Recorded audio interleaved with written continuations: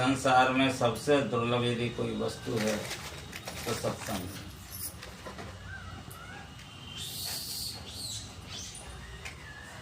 सत्संग के लिए सभी संतों ने ऊंचा माना,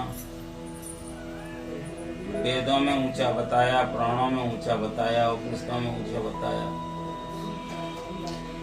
सत्य का संग ही इंसान का उत्थान करता है।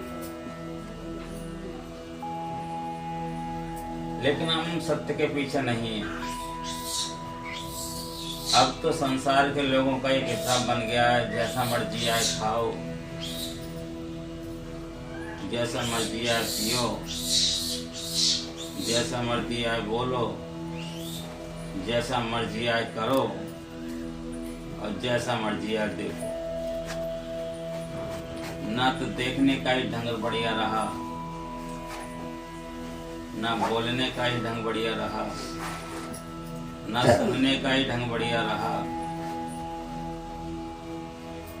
बस जो मर्जी आए करते जाओ। बिल्कुल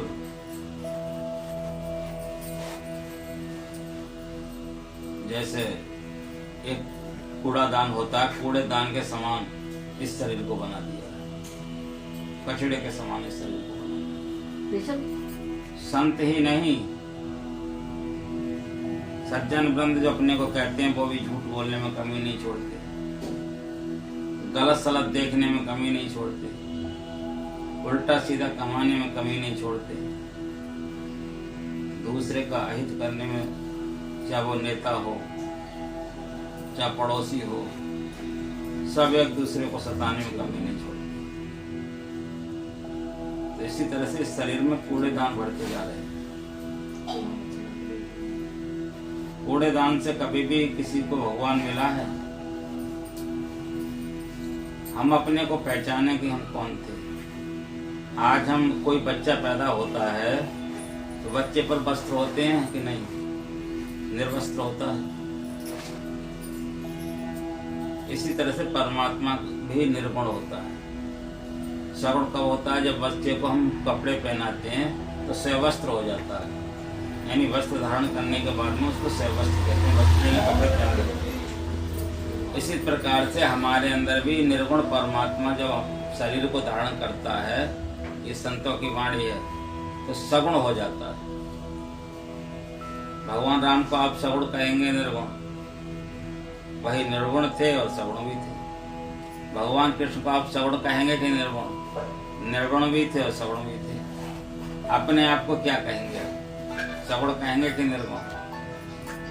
परमात्मा हर सर्वत्र व्यापक है, एक ही परमात्मा सबके अंदर उपस्थित है, यानी सभी परमात्मा में ही है, यानी सब परमात्मा है। संतों की बात, सब ईश्वर है, सब भगवान है।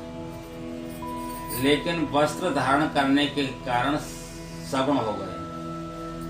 और ये गुण कितने प्रकार के होते हैं? गुण होते हैं 3 प्रकार के। एक होता है रजोगुण, एक होता है सतोगुण और एक होता है तमोगुण। जब बच्चा पैदा होता है तो रजोगुण होता है, सब उसकी राज साज मनाए जाते हैं, अच्छे वस्त्र पहनाए जाते हैं, अच्छी खुशियां मनाई जाती हैं। जब वो बड़ा हो जाता है बच्चा, फिर वो ईश्वर को, माता पिता को पहचानने लगता है, उसमें सत्गुण समाविष्ट हो जाता है। और जब वही बच्चा बूढ़ा हो जाता है तो तमोगुण हो जाता है। तमोगुण का मतलब है, अर्थ है विनाशक। जो शरीर का नाश करने पर कार्य शुरू हो जाए तो समझ लो तमोगुण का कार्य शुरू हो। रजोगुण का मतलब है पुष्टि बढ़ता है। सतोगुण का मतलब है अच्छा और बुरा पहचानना। तो केवल आदमी जवानी में इस चीज को पहचान सकता है, न तो बचपन में पहचान सकता, न बुढ़ापे में। अगर पहचान भी लेगा तो करके लेगा। जब आदमी पे बैठा ही नहीं जाएगा, उससे कहो भजन कर लो, कर लेगा? नहीं कर पाएगा।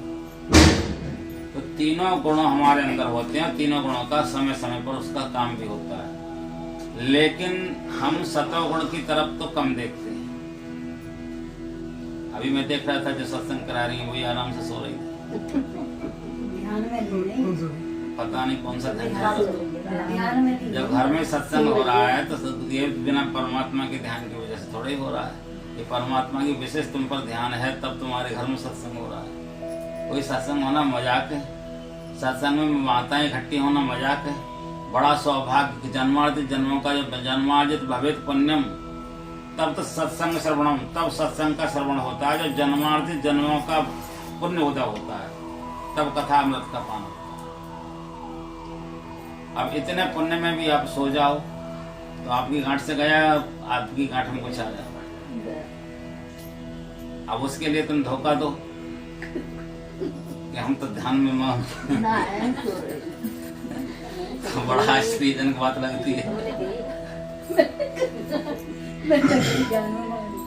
वो सब सत्संगी में महान है।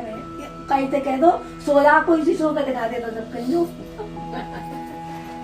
कहने का तात्पर्य है, ये कौन सा गुण था?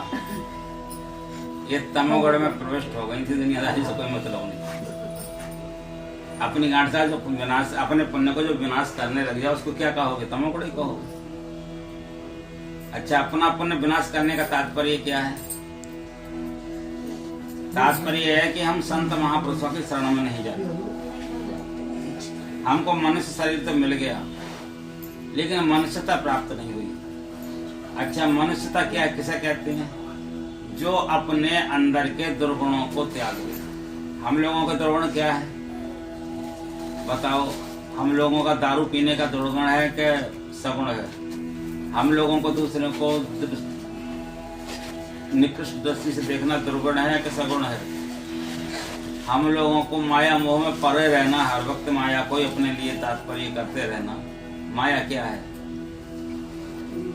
माया है मरी हुई। किसी को कोई, जो मरी हुई वस्तु को कोई संग ले जा सकता है तो नहीं। इसी तरह से माया को कोई संग नहीं ले सकता। माया से उत्पन्न ये शरीर है, तो शरीर को भी लोग संग नहीं ले जा सकते। और जब शरीर को संग छोड़ करके जाएगा तो उस समय आदमी निर्वस्त्र होगा कि वस्त्र होंगे उसके शरीर पर। आत्मा जब शरीर इससे निकलेगा, जिसको धारण किया है तो निर्वस्त्र हो जाएगा, वो शरीर तो वहीं रह जाएगा। आंख कान नाक मुंह सब जैसा का वैसा वहीं रह जाएगा। अब निर्वस्त्र होकर के जाएगा, फिर वस्त्र उसको दिया जाएगा। कौन सा वस्त्र दिया जाएगा? भोग वस्त्र। जो तुमने किया उसकी करनी को भोगने के लिए तुम्हें भोग वस्त्र दिया जाएगा। कर्म के भोगने का तुम्हें दंड देने के लिए उसी प्रकार का शरीर दिया जाएगा। जिस प्रकार से, जैसे अब तुम्हें जलाया जाए तो पीड़ा होती है, उसी प्रकार से उस शरीर में भी तुमको पीड़ा होगी। लेकिन उस समय में तुम अपने परिवार को नहीं देख पाओगे जिनके लिए तुमने सब कुछ किया इकट्ठा। अपने शरीर को भी नहीं देख पाओगे जिसके लिए तुमने झूठ बोल करके, उल्टे सीधे काम करके पेट भरा, वो भी नहीं देख पाओगे। दुर्गति हो रही होगी तुम्हारी और शरीर की हो गई। यहाँ पर, यहाँ शरीर की दुर्गति क्या होती है? शरीर की राख को कोई रख करके पूजता है, उड़ती है और पैरों तरफ फुनती है कि नहीं? हड्डियां गंगा जल में जाकर के डाल देते हैं, गंगा जल में हड्डियां डाल देते हैं, उनसे भी कीड़े लगे रहते हैं, गल जाती हैं। तो शरीर की दुर्गति हो गई यहाँ पर, और तुम्हारी दुर्गति हो गई वहां पर। क्यों? कि भगवान ने तुम्हें ये शरीर दिया था किस लिए? भगवान ने ये शरीर दिया था तुम्हें भगवान बनने के लिए। मनुष्य ही जीवन ही ऐसा है जो भगवान बन सकता है। मनुष्य जीवन ही भगवान बन सकता है, और दूसरी योनि का कोई भगवान नहीं बन सकता। भगवान बनने के लिए किस लिए दिया? जब सदगुरु जीवन में आते हैं तो वो बतलाते हैं कि बेटा ये घर तुम्हारा नहीं है, तुम्हें यहाँ से छोड़ करके जाना होगा। लेकिन सदगुरु की हम मानते हैं? एक मिनट भी नहीं मानते। घर में आकर के वही झूठ, वही फरेब, वही गुस्सा, वही कपट, वही गणना, वही छल, सब वही रखते हैं। जबकि संत हमको समझा रहे हैं कि ये घर तुम्हारा नहीं है, इसे छोड़ करके जाना होगा। ये देश तुम्हारा नहीं है, इस देश को भी छोड़ करके जाना होगा। इस दुनिया में कोई तुम्हारा नहीं है, कुछ दिन का नाता मिला है। जिस शरीर से नाता मिला है वो भी तुम्हारी आत्मा से कोई किसी का नाता नहीं। आत्मा से नाता होता तो अर्जुन का पुत्र अभिमन्यु मरा था, तो अर्जुन ने बड़ा विशेष से आग्रह किया कि प्रभु मुझे एक बार मेरे पुत्र से मिला था। और बुद्ध ने जन्म लिया था अभिमन्यु का। इंद्र के दरबार में स्वर्गलोक को अर्जुन को लेकर के भगवान गए, बोले मिल लो अपने पुत्र से। उन्हें बेटा उन्हें कौन बेटा, किसका बेटा, काय का बेटा, ना मालूम कितनी बार मैं तुम्हारा बाप हुआ हूँ, ना मालूम कितनी बार तुम मेरे बाप हुए हो। ये तो संसार का चक्र है। काय का बेटा, कैसा बेटा, फटकार डाला बुरी तरह से और भूल गए कि मेरा बेटे से इससे कोई नाता है, तो वहां फटकारा गया। तो इसलिए आत्मा से किसी का कोई नाता नहीं रहता, लेकिन कर्म फल आत्मा को ही भोगना पड़ेगा, इस शरीर को नहीं भोगना पड़ेगा, इसको तो जला दिया जाएगा। जितनी बार तुम्हारे लिए भोग योनि मिलेंगी वो तुम्हारे शरीर को नहीं, तुम्हारी आत्मा को भोगनी पड़ेगी। कर्म तुम अब कर रहे हो और भोगना कब तक पड़ेगा। और इस शरीर से तुम अपने कर्मों को काट भी सकते हो। कौन से कर्म को काटोगे, दोनों ही कर्म काटने पड़ेंगे, पुण्य को भी काटना पड़ेगा, पाप को भी काटना पड़ेगा। परमात्मा के तब तुम हो निर्वस्त्र हो जाओगे, तब परमात्मा के। फिर तुम्हारा जाना कहाँ होगा। एक कबीर साहब संत हुए थे, उन्होंने कहा था, कहूँ उस देश की बतियां जहाँ ना होत दिन रतियां, नहीं रवि चंद्र और तारा, नहीं उजियार अंधियारा, नहीं ता पवन और पानी गहरे देश जी जानी, नहीं ता धरण आकाशा करे कोई संत तहाँ वासा, वहाँ गम काल की नाही, न बाजे शंख से नाही, न योगी योग से पावे, न तपसी थे जरवावे, सहज में ध्यान से पावे, सुत का खेल जय आवे, सोहंगम नाद ना भाई, न बाजे शंख से नाही, नियक्षर जाप तहाँ जापे, उठ धुन शून्य से आपे, मंदिर में दीप बहुबारी, कहना बहुत दीप जल, नैन बिन भई अंधियारी, बहुत दीप जल रहे हो और आंखें ना हो तो दिखाई देगा कुछ भी। तो तीसरी आंख सदगुरु महाराज हमको देने को बोल रहे हैं कि यहाँ से तुम्हारा जो जाना होगा, वहाँ न चंद्रमा होगा, न सूरज होगा, न पवन होगा, न पानी होगा, न धरती होगा, न आकाश होगा, और वहाँ तुम्हारा वास होगा। वहाँ चंद्रमा की भी प्रकाश कुछ नहीं तुम्हें पता चलेगा, सूर्य का भी कोई प्रकाश पता नहीं चलेगा, वहाँ हवा का भी कोई प्रकाश पता नहीं चलेगा। जैसे मान लो कुछ समय के लिए, उदाहरण के लिए समझ लो, जब माँ के पेट में बच्चा आता है तो उसे चंद्रमा दिखाई देता है, सूरज दिखाई देता है, वहाँ हवा लगती है, उसको ठंडी लग रही है, गर्म लग रही है, कुछ पता चलता है। जब नरक में आदमी जाता है तो वहां भी कुछ पता नहीं चलता है, और जब मोक्ष को प्राप्त होगा तब भी कुछ पता नहीं चलेगा। नियक्षर नाम तहाँ जापे, वहाँ कोई अक्षर भी नहीं होगा। यहाँ तो हम लोग पढ़ लेते हैं ये अक्षर है वो अक्षर है, वहाँ कोई अक्षर नहीं होगा। नियक्षर नाम वहाँ जापे, उठ दिन शून्य से आपे, शून्य से सुताई वो आवाज होती होगी, और उसे जब उसके जप करके उसको जीवन में ऐसी शांति प्राप्त कराओगे, करे कोई संत तहाँ वासा, जहाँ स्वयं वो परमात्मा स्वरूप हो जाता है, उसकी इच्छा से पवन चलता है, उसकी इच्छा से धरती पर जो कुछ होता है, पाताल में जो कुछ होता है, आकाश में जो भी होता है, उसकी इच्छा से होता है, स्वयं वो बन जाता है जो वो बनना चाहता है। हम लोगों को इसीलिए जन्म मिला है मनुष्य, हमको रजोगुण में तमोगुण में फंसने के लिए जन्म नहीं मिला, हमको जन्म मिला परमात्मा से मिलने के लिए। ये मनुष्योनी ऐसे नहीं मिल जाती है, मनुष्योनी मिलने के लिए बड़ा परिश्रम करना पड़ता है, का बहुत जन्मों का पुण्य प्रकट होता है। इस जन्म में भी अगर तुम दोबारा मनुष्य बनना चाहोगे तो अच्छे कर्म करके मनुष्य बनोगे या बुरे कर्म करके मनुष्य बन जाओगे। किसी को सताओगे तो क्या बनोगे, निकृष्ट योनि में जाओगे। किसी का मांस खाओगे तो क्या बनोगे, तुम खुद भैंसा बकरा बनोगे तो अपना मांस उसे कटवा हटवा करके खिलाओगे। किसी को लूटोगे तो क्या करोगे, तुम जाकर के उसी घर में ऐसे पशु बनोगे, ऐसा चीज बनोगे जो ऐसा मनुष्य बन करके जाओगे, उसके घर की चाकरी करते रहोगे, अपना जीवन अर्पण कर दोगे। लेकिन क्या मिलेगा, वो दंड ही तो मिला। लेकिन ये दंड से मुक्ति प्राप्त करने का समय आ गया है हम लोगों को। गुरु महाराज का आदेश है कि संत सदगुरु के बताए हुए मंत्र को पहचान करके उसका जाप जपो, और जाप जपते जपते नियक्षर शब्द हो जाएगा। वो जाप जपते जपते तुम्हें पता नहीं चलेगा वो जाप कहाँ चला गया, तुम्हारे अंदर से जाप पैदा हो जाएगा। शून्य शून्य शून्य के पारा 3 प्रकार का शून्य बताया। जैसे आप इस समय में बैठे जहाँ भी हो, अगर यहाँ कोई वस्तु रखी होती तो आप बैठ जाते। शून्य को कहते हैं खाली जगह के लिए। जब जगह खाली तभी तो आप बैठ गए, जगह खाली है तभी तो आकाश अपना प्रकाश दे रहा है। सूर्य अगर प्रभान जगह भर जाए तो सूर्य प्रकाश दे पाएगा, ढक जाएगा, दिखाई नहीं दे। चंद्रमा प्रकाश कब दे रहा है, जब जगह खाली है, शून्य है, और तुम्हारे मुंह हमारा मुंह चल रहा है, अगर यहाँ पर बिल्कुल सब चौरास भर जाए और मुंह चलने को जगह ना हो तो हम बोल पाएंगे? शून्य में हम बैठे हुए तो हमारा मुंह बोल रहा है। तो ऐसे ही जब तुम शून्य में, जब स्वतः ही शून्य को प्राप्त कर लोगे, उसमें जो शब्द होगा वो शब्द तुम्हारा होगा, वो शब्द तुम होगी, वो प्रकाश तुम होगे। वहाँ किसी सूर्य की और आकाश की जरूरत नहीं होगी, वहाँ किसी धरणी और पाताल की जरूरत नहीं होगी, वहाँ कोई न योग करने की जरूरत होगी, न योगी योग से पावे, न तब सीधे जलवावे, न शरीर को जलाने की जरूरत होगी। बस परमात्मा को प्राप्त करने के लिए गुरु महाराज जो मंत्र बताते हैं उस पर ध्यान देना होगा, तब वो शब्द अंतर में प्राप्त होगा। लेकिन उस शब्द को तुम बताने लायक भी नहीं रहोगे, क्योंकि जिब्बा में ताकत नहीं है। अगर किसी गूंगे से पूछा जाए कि मीठे में क्या स्वाद है, कितना स्वाद है, बता पाएगा? गूंगा नहीं बता सकता। इसी तरह से परमात्मा का स्वाद प्राप्त करने के बाद में ये वाणी किसकी है? मांस की। ये नमक मिर्च की वाणी है, नमक मिर्च का स्वाद बता सकती है, लेकिन परमात्मा के स्वाद को इस वाणी में ताकत नहीं। परमात्मा की दृष्टि को, स्वरूप को देखने के लिए इन आंखों में ताकत नहीं। तीसरा नेत्र प्रकट होता है। परमात्मा के शब्द को सुनने के लिए इन कानों में ताकत नहीं।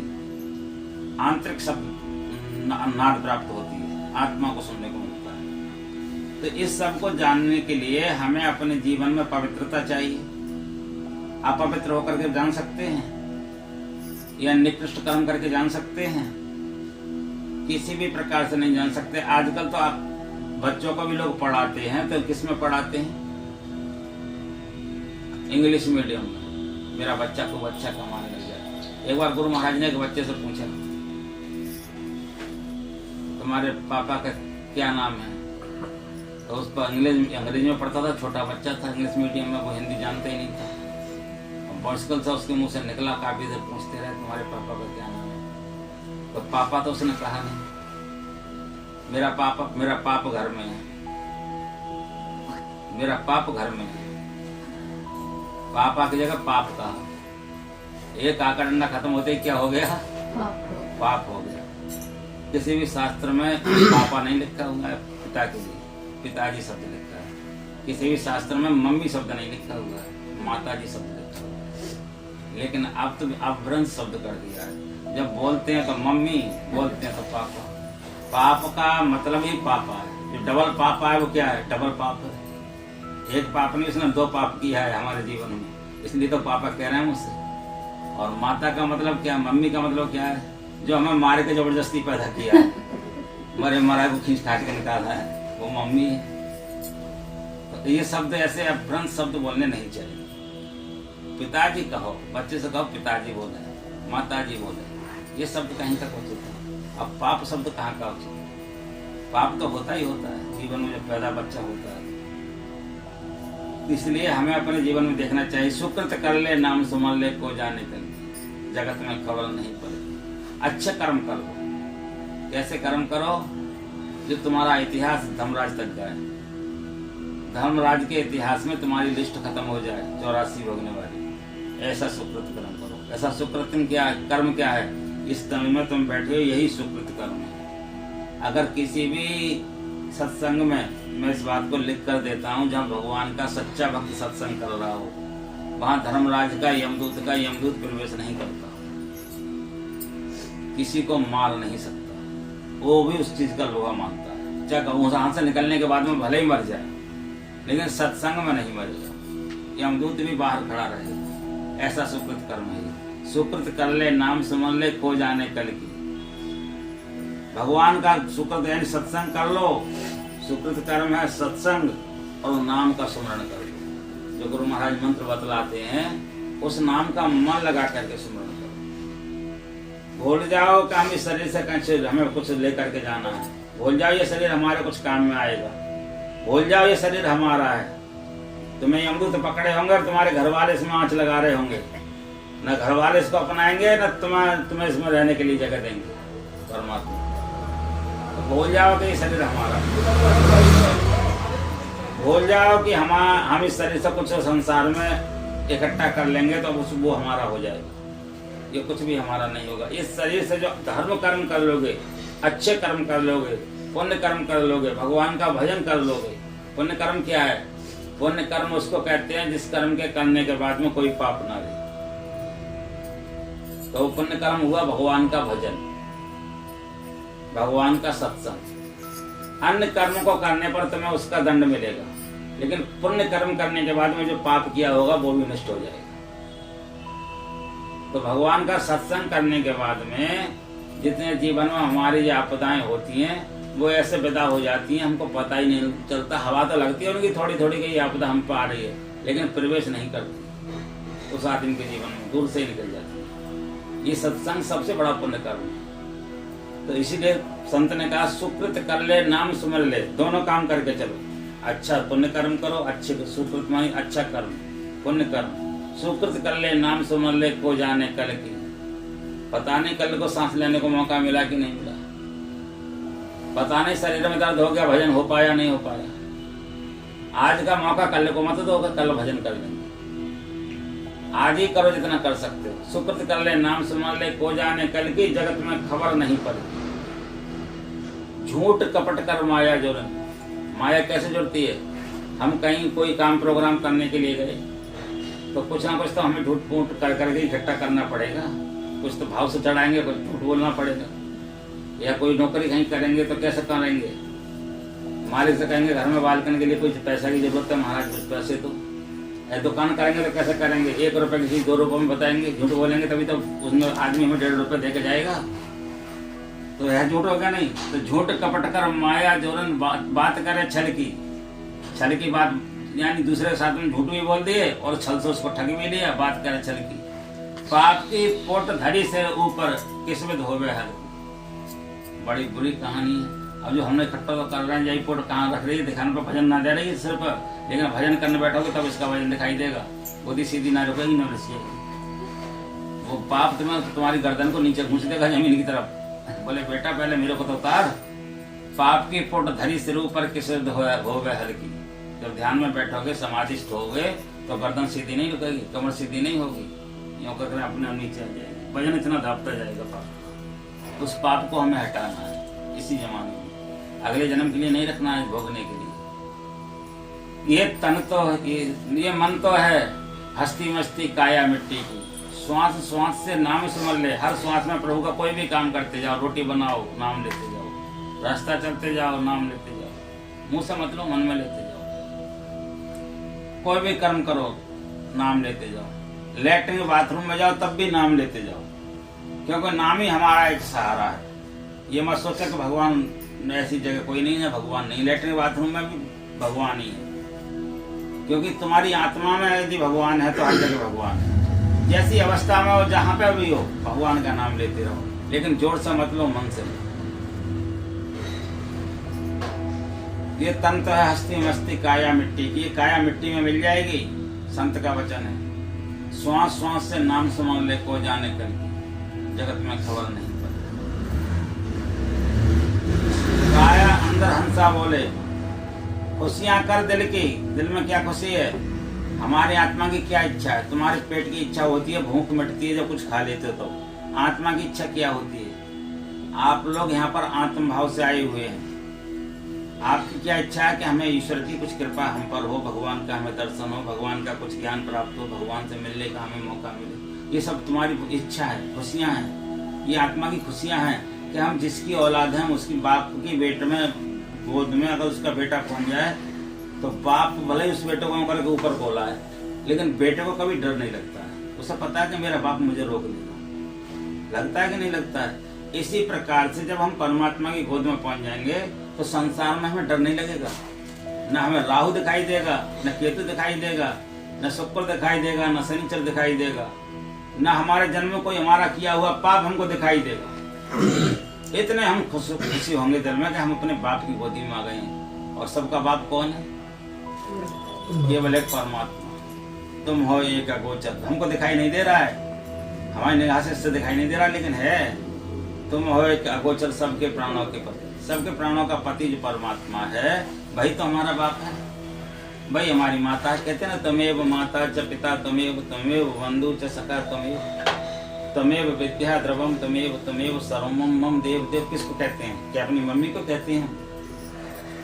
क्या किसी पड़ोसी को कहते हैं, उस परमात्मा को कहते हैं जिसकी हम गोदी में हर वक्त खुशी रहना चाहते हैं, जिसकी गोदी में हमें संसार के सब संकटों का नाश हो दिखाई देता है, जिसकी गोदी में कभी कोई ग्रह नहीं व्यापता है, जिसकी गोदी में कभी कोई दुश्मन नहीं होता है, जिसकी गोदी में कोई पराया नहीं होता, सब अपने ही अपना होता है, जिसकी गली में कभी अंधकार नहीं होता, जिसकी गोदी में सदा प्रकाश ही होता है, जिसकी गोदी में सदा ज्ञान ही मिलता है, कभी अज्ञान नहीं पैदा होता, ऐसा परमात्मा जिसकी गोदी से सदा सुगंध तोड़ती है, उस सुगंध में ऐसे मस्त रहते हैं जो मन सदा प्रफुल्लित रहता है, ऐसा परमात्मा। उस परमात्मा का हम दर्शन करने के लिए हमें क्या करना होगा? श्वास श्वास से नाम सुन ले को जाने कल की जगत में खबर नहीं करती। उस परमात्मा से मिलने के लिए हमें उसका ध्यान करना होगा, तभी तो हमारी खुशी होगी, तभी तो हमें सब कुछ मिलेगा। लेकिन श्वास श्वास में नाम हम अपनी इच्छा से सुमरते रहेंगे तो मिल जाएगा। जो गुरु महाराज जिसको सिद्ध किए मंत्र को, जिन्होंने खुद परमात्मा का दर्शन किया है, यदि उस मंत्र को वो हमको देंगे और वो हमारे ऊपर हमें हाथ कर देंगे तो हमें परमात्मा अवश्य मिलेंगे। और जब तक हम मनुष्य बनते रहेंगे जब तक परमात्मा नहीं, क्योंकि कभी भी योग का, भगवान कृष्ण गीता में कहा है, कभी भी योग का नाश नहीं होगा। 3 प्रकार के गुरु बताएं भगवान कृष्ण सुदामा जी के लिए। एक गुरु वो होते हैं जो मंत्र देते हैं, गुरु का मंत्र यानी परमात्मा का मंत्र देते हैं।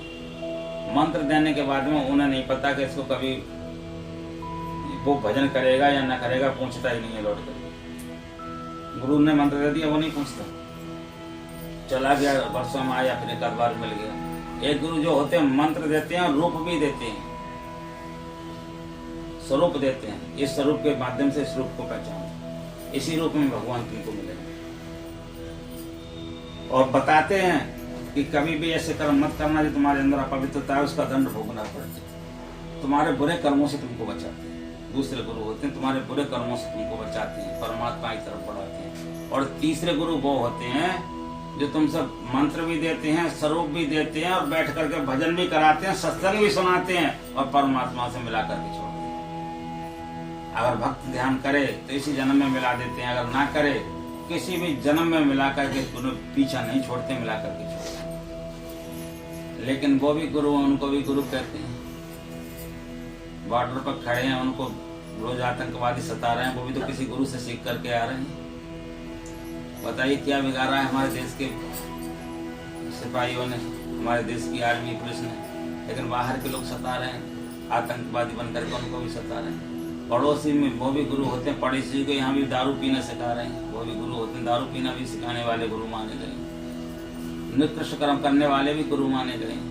दूसरे की माता बहन पर दूर नजर डालना दूसरों को सिखाते हैं, वो भी गुरु माने गए। ऐसे गुरु की चर्चा नहीं है, उस गुरु की चर्चा है शास्त्र में जो परमात्मा से मिलाने की क्षमता रखता है, जो तुम्हारे जीवन के पापों की मिटाने की क्षमता रखता है, जो परमात्मा से मिला देता है, एक ही भूत करा देता है। परमात्मा से मिलकर के आदमी क्या बन जाता है? आप अपने बाप को देख करके आप अपने बाप को देख लेंगे तो तुम स्वयं बाप बन जाएंगे। बाप को देख करके अपनी माता को देख लेंगे, स्वयं माता बन जाएंगे। अपने बड़े भाई को देख लेंगे तो स्वयं बड़े भाई बन जाएंगे। अपने छोटे बेटा को देख लेंगे तो स्वयं छोटे बेटा बन जाएंगे, नहीं बन पाएंगे। लेकिन जब आप परमात्मा को देख लेंगे तो परमात्मा ही बन जाएंगे। भगवान को देखने के बाद में इंसान भगवान ही बन जाता है। श्री सद्गुरु महाराज की जय। भगवान को देखने की युक्ति गुरु महाराज बतलाते हैं। गुरु महाराज चाहते हैं कि मैं अपने भक्त को भगवान बना करके छोड़ूं। ये सत्संग सुनने का मतलब क्या है? भगवान को ही अंदर में प्रसन्न करने का ये सत्संग है। भगवान की तरफ बढ़ने का ये सत्संग है। भगवान की तरफ, भगवान की खोज में मन को लग जाना ये सत्संग है। दुनिया की खोज में इस समय आपका मन दुनिया की खोज की तरफ बढ़ रहा है। किसी का मन को यहाँ उठा करके कहे बंद गया है भगवान की, गुरु महाराज के चरणों में। उससे पूछा जाए तुम किसी के बुरे कर्म को मन से पूछो, सोचेगा? इस समय में नहीं सोचेगा। कोई शरीर भी पीड़ा करेगा? नहीं करेगा। बाद में चाहे कितनी भी पीड़ा करेगी। कोई चिंता भी सताएगी आकर के? नहीं सताएगी। कोई कहेगा यहाँ पर राहु केतु आ सकता है? नहीं आ सकता। क्योंकि भगवान के नाम का इतना बड़ा प्रभाव होता है। सदगुरु का नाम का जहाँ उच्चारण होता है भक्त के उनके मुख से, तो वहाँ समस्त बाधाएं नष्ट हो जाती हैं। सर्वा बाधा विमुक्तो धमदान स्थान्विता। मनुष्य मत प्रसादन भविष्यति न संशय। सर्व बाधाओं से वो मुक्त हो जाता है। दुर्गा सप्तशती का जो भगवान की भक्ति करता है वो सर्व बाधा मुक्त, सब बाधाओं से मुक्त हो जाता है। उसके जीवन में अपने आप उसे किसी के आगे हाथ फैलाने की जरूरत नहीं पड़ती, उसे अपने बेटे को समझाने की जरूरत नहीं पड़ती कि तुम मेरे पैर साष्टांग दंडवत करके प्रणाम कर। गुरु महाराज उसे स्वतः ही ज्ञान दे देते। सर्वा बाधा मेरे को धन दान सुतान, धन से धन से सुतों से सब प्रकार से संपन्न हो जाता है। उसे किसी बात की चिंता ही नहीं करनी पड़ती। जो भगवान का हो जाता है, परमात्मा का होता है, गुरु के बताए हुए मार्ग पर चलता है, गुरु महाराज को अपने पूजनीय मान लेता है, उसके जीवन की बाधाएं नष्ट हो जाती है। सर्वा बाधा विमुक्त धनधाम सुतान्विता मनुष्य मत प्रसादेन भविष्यति न संशय। इसमें कोई भी संशय वाली बात नहीं। आप अपने जीवन में अभी उतार कर देख लो, कोई बाधा आपको सता रही हो, किसी प्रकार की चिंता हो रही हो, जब यहाँ पर मुक्ति मिल जाती है और जब इस नाम से यदि आप मन को अपने को जुड़ा लो, सुबह उठ करके नाम लो, दोपहर में नहा करके नाम लो, शाम को सोते समय नाम लो, फिर जीवन में देखो पूरा दिन कैसा मस्त कटता है। जो नाम बताया जाए, सुबह उठ करके भजन कर लो, फिर नहा धो करके भजन कर लो, फिर सोते समय भजन कर लो, 3 टाइम भजन कर लो, और जीवन में देखो कोई बाधा दिखलाई दे, सर्व बाधा मुक्त धनदान से काम। सुत भी तुम्हें अच्छा सुखी दिखाई देगा, धन की भी कोई कमी नजर नहीं आएगी, सब बाधाओं से मुक्ति दिखलाई देगी। कोई इस कलयुग में रहते हुए कोई बाधा नहीं सताएगी। अगर हाथी भी तुम्हारे ऊपर चढ़ के आ रहा होगा तो वहीं रुक जाएगा। गुरु महाराज ने मेरे को मंत्र दिया था, कहा था यदि तुम्हारे सामने सांप आए और तुमने इस मंत्र को बोल दिया तो सांप का पैर जम जाएगा। अगर तुम्हारे सामने शेर आए और तुमने इस मंत्र को बोल दिया तो शेर का पैर जम जाएगा। तुम्हारी तरफ उसकी हिम्मत नहीं है जो बढ़ जाए। यानी तुम्हें किसी प्रकार की ना जंगल में बाधा दिखलाई देगी, ना घर में बाधा दिखलाई देगी, सब सर्वत्र आनंद होगा। इसलिए गुरु महाराज ने इस मंत्र को बोलते हुए मैं बोलता हूँ, आनंद आनंद कर्म प्रसन्नम, सब कर्मों से प्रसन्न हो जाओगे, आनंद में भी महाआनंद हो जाएगा। आनंद आनंद कर्म प्रसन्नम ज्ञान स्वरूपम, ज्ञान के एकदम स्वरूप मूर्ति बन जाओगे। ज्ञान स्वरूपम निज बोध रूपम, अपने अंदर ही अपने निज बोध रूपम उस परमात्मा का दर्शन कर लो। ज्ञान स्वरूपम निज बोध रूपम योगेंद्र वैद्यम भव रोग वैद्यम, और भव रोग वैद्यम यानी जो जन्म मरण की मुक्ति बिल्कुल ही खत्म हो जाएगी। भव रोग वैद्यम, उसके वैद्य बन जाओगे, यानी दूसरों को भी जन्म मरण से मुक्ति प्रदान करने वाले बन जाओगे। ऐसी गुरु की कृपा होती है जब गुरु के मंत्र को माना जाए तो। श्री सद्गुरु महाराज इतना सब कुछ मिलता है गुरु की कृपा से, लेकिन हम इसी काम को नहीं करेंगे। सुबह उठ करके भजन करेंगे, सुबह उठ करके चाय मांगेंगे, बैठ टी, मुंह भी ना धोंगे, उससे पहले चाय चाहिए। अरे चाय किसी तरह मिल गई, फिर चिंता लग जाए दुकान खोलने की, अब फिर लग जाए घर में रोटी बनाने की, भजन की चिंता लगेगी क्या? भजन की भूल जाएंगे, शाम को कर लेंगे भजन, अब ना कर पा रहे, शाम को थक गए कल कर लेंगे, रात का फिर टीवी चला दे तो कुलदेवी ने ना भजन करने दी। ऐसी प्रभु की लीला है कि बस तुम्हें उसी से दूर रहना, चिंताओं के समागम करना, फिर पंडित जी आ जाए या गुरु जी आ जाए, गुरु महाराज तो हमारी जो बीमारी है वो कैसे कटेगी, अब भला में काम कैसा हो जाके बताओ। अरे पेट में नमक मिर्च खाएगा दर्द पैदा तुम कर रहे हो, अब गुरु महाराज कैसे मिटाओ? अरे अपने स्वयं तो कर्म ऐसा करो जिससे हमारे जीवन का भला हो। आनंद आनंद कर्म प्रसन्नम ज्ञान स्वरूपम निज बोध रूपम योगेंद्र विद्यम भव रोग वैद्यम श्रीमद गुरु। ऐसे गुरु को प्रणाम करो जो तुम्हारे जीवन में आनंद में महाआनंद भर दे। श्री सद्गुरु महाराज ऐसे गुरु के शरण में जाओ, तुम्हारा कल्याण कर दे। तुम्हारे सामने ये धर्म मूर्ति बैठी हुई है सदगुरु परमहंसी महाराज की, महर्षि नहीं परमहंसी महाराज की। तुम्हारे सामने स्वयं व्यासानंद जी महाराज आते हैं, ऐसी मूर्ति है। इनके दर्शन करने से संसार में कल्याण होता है, लेकिन करने के दर्शन करने के बाद कम से कम उसका अनुसरण तो करो, अपने जीवन में तो उतारो, अपने जीवन में तो धारण करो, तभी तो कल्याण होगा। अब सोचो गुरु महाराज करके दे जाए। किसी देवी देवता के पास आप जाते हैं, देवी देवताओं का स्थान आपसे कई गुना छोटा है। संसार में कितने देवता हैं? 33 कोटि देवता हैं, 33 करोड़ बताए गए हैं। अब 33 करोड़ देवता जिनके तुम नाम जान सकता है? कोई बता सकता है कि इतने देवता हैं? क्यों नहीं जान सकता? जब बड़े हैं तो बड़े को दुनिया जानती है, प्रधानमंत्री को जानते नहीं जानते हैं। इसी तरह से योगी को भी जानते हैं, मुख्यमंत्री है, बड़े नेता हैं। तो ये तो बड़े देवता है ना, तो 33 करोड़ है, हमसे सब पहले के जानना चाहिए। हमसे सबसे पहले के नहीं, हमारी आत्मा सबसे पहले। जितने भी देवता बने हमारी आत्मा के बाद बने, अच्छे कर्म करके देवता बने। लेकिन हमें तो भगवान ने भगवान बनने का मौका दिया है। जाना तो तुम्हें हो जाए, रामायण कह रही है। जो भगवान को जानता है वो भगवान ही बन जाता है। इतना हमको अच्छा कर्म करने का ईश्वर ने मौका दिया, और फिर भी हम दुखी हो रहे हैं। उन देवताओं के नीचे जाकर के शरण मांग रहे हैं। ये देवता खुद बेचारे पत्थर बने जमीन पर पड़े। हम तो अच्छा खा भी सकते हैं, खिला भी सकते हैं। संसार में कोई भी देवता में ताकत नहीं तुमको कुछ खिला दे या तुम्हारी दुख सुख की आकर के पूछे। तुम्हें सामर्थ्यवान बना दिया। वर्तमान समय में तुम सामर्थ्यवान हो, अपना भी उद्धार करो, और अच्छे कर्म करके जो हमारे सनातन धर्म में देवता हैं उनका भी उद्धार करो, उनके भी नाम को ऊंचा करो। सनातन धर्म की मर्यादा कम ना हो सके, तो इसलिए उनका भी धर्म कर्म से अपना पूजा पाठ करो, नियम से करो। लेकिन स्वयं को भगवान बनाने की कोशिश करो, स्वयं को नीचे गिराने की कोशिश मत करो।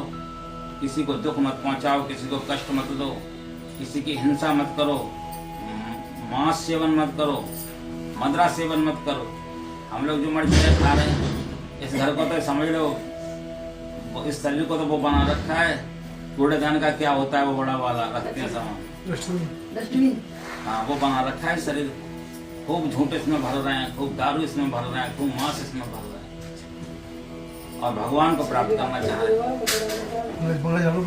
भगवान को प्राप्त करना चाह रहे हैं, कितनी असमंजस की बात है। कम से कम इस शरीर के अंदर पवित्रता लाओ, तब देखो क्या नहीं मिलता है। कोई गिरह नहीं है फिर किसी के लिए, कोई डर नहीं है कहीं भी किसी के लिए।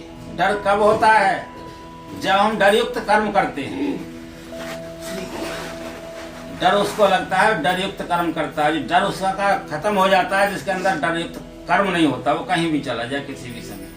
आज हमको भगवान से डर लग रहा है, 7.5 आ जाए 7.5 से डर लग रहा है, चौथा गुरु आ जाए, 8वां गुरु आ जाए, उससे डर लग रहा है, काल सर्प योग से डर लग रहा है, मंगल योग से डर लग रहा है। क्यों डर लग रहा है? कि हम कर्म ऐसे कर रहे हैं, इसलिए हमको डर लग रहा है। जब कर्म तुम्हारे से ऐसा होने लग जाएगा तो ग्रह तुमसे डरने लग जाएगा। धर्मराज ने, जब श्रीमद् भागवत में कथा आती है, जब उन्होंने अजामिल को मारने के लिए अपने दूत भेजे थे, तो अजामिल को मारने के लिए जब वो दूत उनको अंदर फांस डालते हैं, एक रेशमी जैसे तार से भी बड़ा वैसा तार होता है जिसके गले में एक बार फंदा पड़ जाए तो दिखलाई तो किसी को नहीं देता यमदूत के अलावा, उस आत्मा को दिखाई देता है जिसके जो जाने वाली है। वो गले से फंदा निकलता नहीं, और उस प्राणी को उस अंदर में जहाँ आत्मा बैठी हुई है, हमारी आत्मा कहाँ बैठी हुई है? दोनों वृत्तियों के बीच में, तीसरा नेत्र कहते हैं। यहाँ पर हमारी आत्मा का वास है, यहाँ से ही वो आत्मा को खींचने लगती। तो हमारे जब यहाँ से वो झटका लगाते हैं तो एक झटके में हमारे पैरों की पता नहीं कहाँ हवा निकल जाती है, सब प्रक्रिया खत्म, हाथों की सब प्रक्रिया खत्म, शरीर शून्यपन में आ जाता है। आंखों में कानों में सुनाई तो देता है लेकिन मुंह बोल नहीं पाता है, दिखाई तो देता है। दूसरे झटके में कुछ और कम हो जाता है, तीसरे झटके में पता लगा शरीर ही निष्क्रिय हो जाता है। ये हालत इस शरीर की होती है। 3 ही झटके में प्राण ले लेते हैं, ज्यादा झटका नहीं देते यमदूत। और वो यमदूत के लिए जब वो यमराज को उन्होंने झटके दे करके एक झटके से खींचा तो उनका मुंह से चीख करके निकल गया नारायण, एकदम चीख करके निकला अजामिल के मुंह से नारायण। उनके गुरु का दिया हुआ मंत्र था अजामिल के। जैसे चीख के नारायण निकला, चतुर्भुजी 4 दूत वहां प्रकट हो गए, और यमदूत के कहते 2 दूत, एक पर 2 भिड़े, और इतनी मार मारी कि घसीटते हुए उनको उनके यमपुरी तक छोड़ करके आए। वो यमराज के सामने पहुंचे, महाराज तुम सभी संसार में कोई बलवान है क्या? बोले बात क्या हुई बताओ तो। कि हमने जिसको पकड़ा उसको कभी नहीं छोड़ा, लेकिन आज तक ऐसा फंदा पड़ा हमको ही पकड़ लिया, उसने बिल्कुल नहीं छोड़ा। किसने पकड़ लिया? बोले एक 4 भुजी थे विष्णु नारायण, उसके मुंह से निकल गया, उसने तो अपने बेटे को पुकारा नारायण के करके, लेकिन वहां नारायण के रूप में उनके 4 भक्त आ गए, 4 गण आ गए, उन्होंने हमको रगड़ के रख दिया और कहा यमराज को बता देना अगर ऐसा कुछ किया तो अब की बार यमराज को ही पता चला देंगे। बोले आज से ध्यान रख लो, जहाँ गुरु महाराज का भक्त हो, जहाँ गुरु मंत्र का सुमरण करने वाला हो, जहाँ वेद शास्त्र के नियमों का पालन करने वाला हो, तुलसी का वृक्ष हो, रामायण भागवत घर में सुनने वाले लोग हों, सत्संग होता हो, उस घर में आज के बाद कदम मत रख देना, मैं तुमसे उनसे भी ज्यादा तुम्हारा बुरा हाल करूंगा।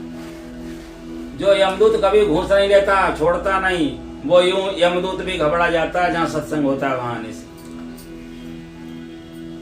ऐसा शास्त्रों में वर्णन। कितनी बड़ी कृपा है परमात्मा की हम लोगों पर, उस सत्संग में हम लोग बैठे। ऐसे सत्संग को समय निकाल करके हमारे गुरु महाराज ने तो लिख दिया, सत्संग नित्य और ध्यान नित्य रहिए कर संलग्न हो। मैं कह रहा हूँ दिन में नहीं करा पा रहे हो, रोज नहीं करा पा रहे हो, 8 दिन नहीं करा पा रहे हो, 15 दिन नहीं करा पा रहे हो, महीना भर में तो करा लो।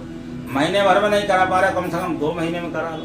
जो सत्संग तुम्हारा इस लोक से लेकर परलोक तक एक नैया बन गया है पार करने की, जैसे समुद्र को पार करने का एक नाव होता है, ऐसे ही सत्संग में जो बैठ जाता है उसकी नाव कौन होता है, उसकी खेवनार कौन होती है? सदगुरु। वो अपनी नाव में बैठा कर तुम्हें परलोक पहुंचा देंगे, तुम्हें किसी प्रकार का कष्ट नहीं होने देंगे। सत्संग से जुड़े रहना भी जीवन में इस कलयुग में बहुत बड़ा पुण्य का काम। तो सत्सुकृत कर ले, नाम समझ ले, खो जाने कल की, जगत में खबर नहीं पलती। कब किसी का बुलावा आ जाए, ना बालक ना यौवने ना वृद्धि कछबंद। जब आएगा यमदूत का फंदा तो फिर कोई नहीं पूछेगा, यहाँ से जाना ही पड़ेगा। ना बालक का पता, ना यौवन का पता, ना वृद्धि का पता, न स्त्री का पता, ना पस का पता, किसका बुलावा कब आ जाए, उसको जाना पड़ेगा। बेअवसर न जानिए आए पड़े जम फंद। जब जम का फंद आकर लग जाता है तो वो बालक और बड़े बूढ़े को नहीं देखता है, वो तो ले ही जाता है, लेकिन उसके ले जाने से डरता है। किसके? जो सत्संगी होता है, उसके ले जाने से डरता है। जो भगवान की कथाओं को, भागवत को सुनता है, उसके यहाँ कौन आता है? आप लोगों ने अपनी आंखों से देखा होगा कौन आता है। बस बताता हूँ, आपने कभी सूर्य का आसमान में सूर्य की तरह एक तारा चमकता हुआ गिरता देखा है, जमीन पर आता हुआ? कभी कभी जाता हुआ देखा होगा। जब आप छत पर लोग लेटे हो रात में, देखना कि तारा सूर्य से ने चमकता हुआ जाता है। जो तारा सूर्य से ने चमकता हुआ होता है वो नारायण का विमान होता है। जो आत्मा जाती है, जिसको पुण्य आत्मा होती है, सत्संगी आत्मा होती है, उस परिवार के लोग तो उसको देख नहीं पाते हैं, लेकिन आसपास के लोग, वहाँ के क्षेत्र के लोग देख सकते हैं। वो तारा जब चमकता बहुत बड़ा प्रकाश होता जाता है। और जब ऐसा प्राणी पृथ्वी पर आता है तब भी प्रकाश होता हुआ आता है। क्योंकि वो क्यों आता है? नारायण की, परमात्मा की, सदगुरु की प्रेरणा होती है कि संसार में पाप बढ़ रहा है, इसको रोकने के लिए अब भक्त की और ज्ञानी की जरूरत है। तो वो ज्ञान के माध्यम से संसार का कल्याण करने के लिए, अपराध को मिटाने के लिए जगह जगह जा करके। अब भगवान कलयुग में राम बन करके नहीं आएंगे, ये ध्यान रख लेना। जब कभी भी आएंगे तो तुम्हारे घर में सत्संगी रूपी सत्संगी बन करके आएंगे, संत बन करके आएंगे, भक्त बन करके आएंगे, न कृष्ण बन करके आएंगे। कृष्ण बन करके तो भगवान कृष्ण ने पता क्या काम किया था? भगवान कृष्ण ने यदुवंशियों के 56 कोटि यदुवंशी थे, अपने ही हाथे से सबको मार डाला था, अपने ही हाथों से। भगवान कृष्ण ने कहा मैं पापी को छोड़ूंगा ही नहीं, मरते दम तक जाऊंगा तब तक सबको मिटा दूंगा। तो सबसे पहले अपनी संतान को भी उन्होंने नहीं छोड़ा। 16,801 रानियां थी और प्रत्येक रानी के 10-10 बेटे थे, सबको मार दिया था, एक भी नहीं छोड़ा था नाम लेवा पानी के। क्यों? निज कृत कर्म भोग संभ्राता, कोई न काउ दुख सुख कर दाता। अपने ही कर्मों का फल भगवान भोगवाते हैं। अब अपनी संतान को नहीं छोड़ सकते तो बताओ और किसको बख्शेंगे? इसलिए सत्संगी से भगवान भी कतराते हैं। क्यों? संत की संतान है सत्संग। संत कब होता है? जब अनंत के दर्शन कर लेता है। जिन्होंने अनंत के दर्शन किए हैं उनकी संतान है, तो उसके पास आएंगे, संत से कतराते हैं। भगवान ने श्राप दिया था अश्वत्थामा को, भगवान कृष्ण ने, कि तेरा संसार में कोई भी दुख नहीं मिटा पाएगा। उसकी मणि निकाल ली थी अर्जुन ने माथे से, अमर का वरदान था उसका, अमरता का। तो उसने हाथ जोड़ करके भगवान श्री कृष्ण की शरण में गिर गए, बोले महाराज बताओ हमारा इस दर्द को कब मिटाओगे, कब मिटेगा? बोले कलयुग में कोई ऐसे संत होंगे महान जो अपने मुख से बोल देंगे और तुझे क्षमा कर देंगे और तेरा उस दिन से दर्द खत्म हो जाएगा माथे, और ये घाव तेरा ठीक हो जाएगा। वही अश्वत्थामा जब सदगुरु महाराज पलंग पर लेटे हुए थे, ये सब रिपोर्टिंग हुई बातें हैं, वहां पर वाणी सुनी गई है गुरु महाराज की। सदगुरु महाराज पलंग पर लेटे हुए थे तो अश्वत्थामा इनके चरणों में गिर गया करके, महाराज मुझे क्षमा करो, मेरे अपराध को क्षमा करो। जब बहुत पीछे पड़ने लगा तब सदगुरु महाराज ने कहा था, अश्वत्थामा मुक्तो भव, अश्वत्थामा मुक्त, अश्वत्थामा मुक्त भव। हजूर आप किसको मुक्त कर रहे हैं? हजूर यहाँ तो कोई नहीं दिखाई दे रहा है। सब वहां पर उनके चिल्लाने लगे, सेवक गण थे। तो बोले अश्वत्थामा द्वापर युग में भगवान कृष्ण ने श्राप दिया था, वो मैंने उसे आज मुक्त कर दिया। ये संत में ताकत होती है, भगवान के श्राप को भी संत मुक्त कर सकता है। तो हम लोगों में तो तुच्छ आत्माएं, इनके पापों को तो भगवान जब चाहे तो गुरु महाराज तब मिटा सकते हैं, लेकिन हमें उनके बताए हुए मार्ग पर चलना चाहिए। आज मैं अपने प्रवचन को यहीं पर विराम देता हूँ। प्रेम से बोलो श्री सद्गुरु महाराज।